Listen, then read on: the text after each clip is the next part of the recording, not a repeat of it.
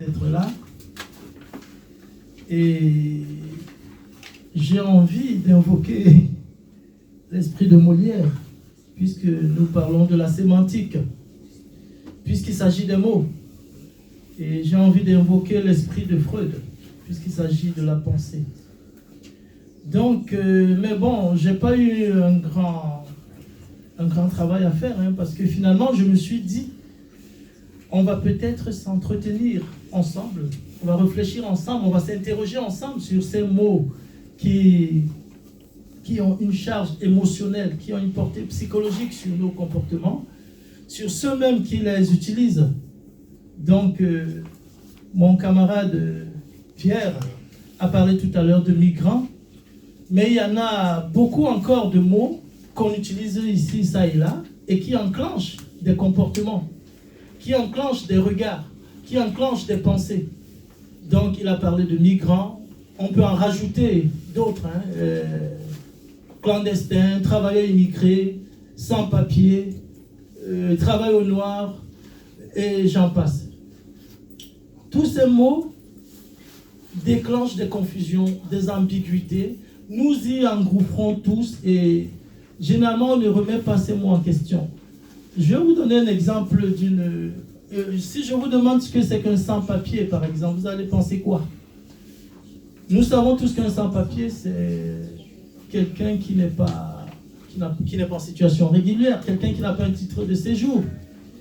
Mais de facto, un sans-papier paraît aussi ici comme quelqu'un qui est entré illégalement dans le territoire. Alors que celui-même qui est entré illégalement est appelé migrant. C'est-à-dire, au vu de ce qu'on voit, on appelle cela des migrants, alors que la définition que mon camarade vient de donner d'un migrant, on comprend bien qu'il y a beaucoup de confusion. De la même manière, vous savez, quand on parle de sans-papiers, vous voyez que nos amis étudiants en savent quelque chose. Quand ils se retrouvent au campus le lendemain, quand on a parlé de sans-papiers trop longtemps à la télé la veille, je suis sûr que forcément, leurs camarades porteront un regard différent selon leur empathie, selon leur attitude, selon leur culture ou inculture. De la même manière que si on parle de travail au noir, qu'est-ce que c'est que travailler au noir? Ce mot encore, noir, on y appose des attributs que eux-mêmes savent. Qu'est-ce qu'un travail au noir? Quand on parle de travail au noir, du coup, le lendemain, vous arrivez au travail, vos collègues, qu'est-ce qu'ils vont? Ils vont poser quel regard sur vous? Travail au noir. Je me souviens encore d'un politicien français ici qui avait dit à la télé que la France ne peut pas accueillir toute la misère du monde. Alors, avant que vous arriviez, on sait déjà que vous êtes miséreux. On a déjà posé un cliché sur vous, alors que nous savons tous qu'à une époque, ne voyage pas qui veut. C'est-à-dire, ceux qui voyageaient, les étudiants, il fallait vraiment être de la classe aisée ou moyenne, tout au plus. Donc, quand on parle de misère du monde, votre voisin qui est dans le même immeuble que vous, il va poser quel regard? Rejet, compassion. Tout au moins vos rapports seront différents. Donc il s'agit ici de comprendre que le mot, au-delà du terme, il a une portée, il a une énergie, il a une pensée.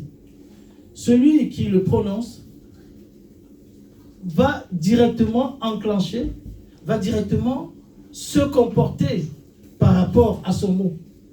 C'est pour cela que ceux qui les utilisent, d'ailleurs les bien-pensants, les bien-pensants ici savent bien que les mots, il faut les utiliser avec beaucoup de minutie. C'est pour ça que les termes comme handicapé sont changés.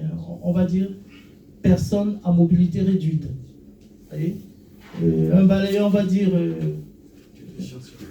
technicien de surface, voilà. Mais ça ne change rien à ce qu'il fait. Ça ne change rien à ce qu'il fait. Donc il s'agit de réfléchir. Celle qui s'occupe, qui fait le ménage, on va dire aide à la personne. Hein? Le mot même noir, on dit plus noir, on va dire black, on va dire minorité visible. Donc, il s'agit donc de réfléchir sur ceux qui utilisent ces mots, sur ce qui enclenche le mot. Quel est le comportement que j'ai sur le mot que je prononce à l'égard de l'autre? Oui. On organise la société à travers ces mots, on fait des lois à travers ces mots. Celui qui est migrant va vivre dans une tente, mais celui qui est citoyen aura un appartement. Pourtant, c'est la même personne. En fonction du côté où il va se trouver, il va être migrant ou citoyen. Qu'est-ce qu'un citoyen? Un citoyen, c'est celui qui participe, qui est dans une cité, qui participe à la vie de la cité. Mais selon qu'on l'appelle migrant, sans papier, clandestin, alors, toutes ces appellations vont enclencher quoi? Vont déclencher quoi? Vont procurer quoi sur celui qui les reçoit? Il va vivre en retrait. Cela va entraîner des exclusions. Cela va entraîner une fracture sociale. Et nos bien-pensants vont revenir nous parler de quoi? D'intégration. Il faut s'intégrer. Mais vous allez vous intégrer à quoi? Et par rapport à quoi? Vous êtes migrant, vous êtes sans papier, vous êtes travailleur, je ne sais pas quoi. Donc, mes amis, on va s'interroger sur d'autres mots comme ça qui vont nous amener ensemble. Au-delà de ces mots qui qualifient qui vous êtes, qui nous sommes, essayons un peu d'élargir notre champ de réflexion. Et posons-nous des questions. Est-ce que finalement, le mot, la parole, change la réalité de l'autre? Est-ce que quand je vous traite, par exemple, d'idiot, vous devenez idiot parce que je vous appelle idiot? Quand je vous dis que vous êtes intelligent, vous devenez intelligent parce que je vous ai traité d'intelligent?